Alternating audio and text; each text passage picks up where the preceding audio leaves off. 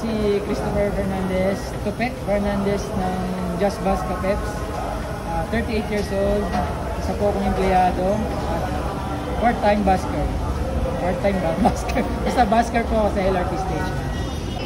Ano ang sining na ginagawa niyo? Sining na ginagawa namin, busking, tinatawag.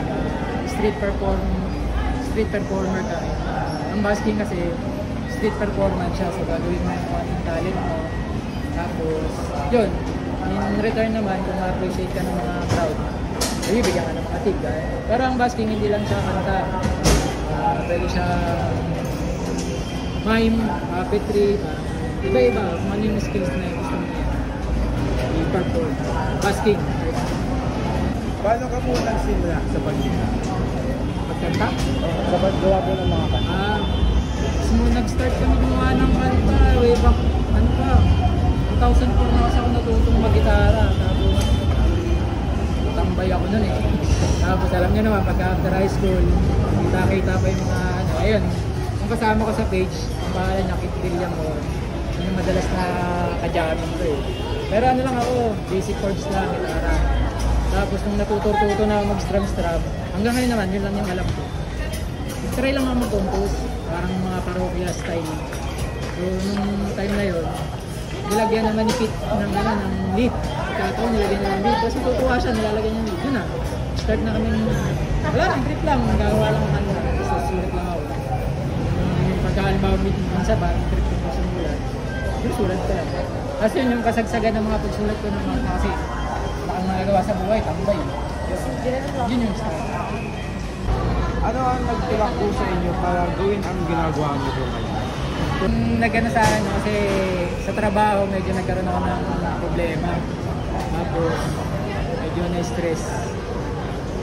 Parang nakita ko sa Facebook yung busking.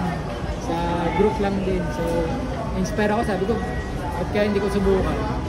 So naging outlet ko siya para alisin yung stress ko sa trabaho. Doon ako nagsimula, bago pa lang, 2 months pa lang.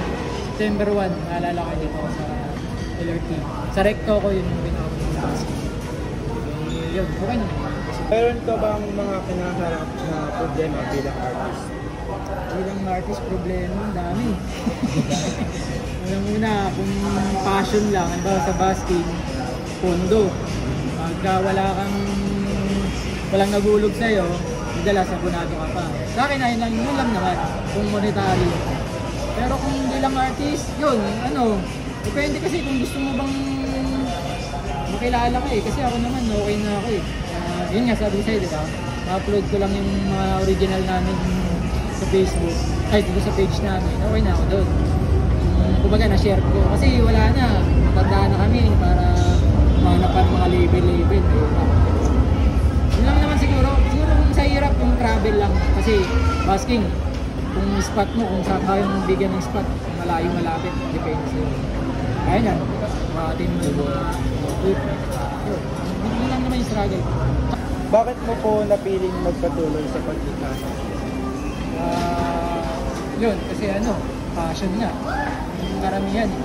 Kasi kung kaya naman, trabaho naman ako eh. Yun nga, sabi ko, di ba, pwede ka mang madalas, abonado pa ako. Kung natutulak talaga, masarap tumutulak. Kahit dinadaan-daanan lang ako, minsan may mga nag-video, mga bataan. Ano po ang mensahe niyo sa kabataang nangangarap din na maging artist? Artist?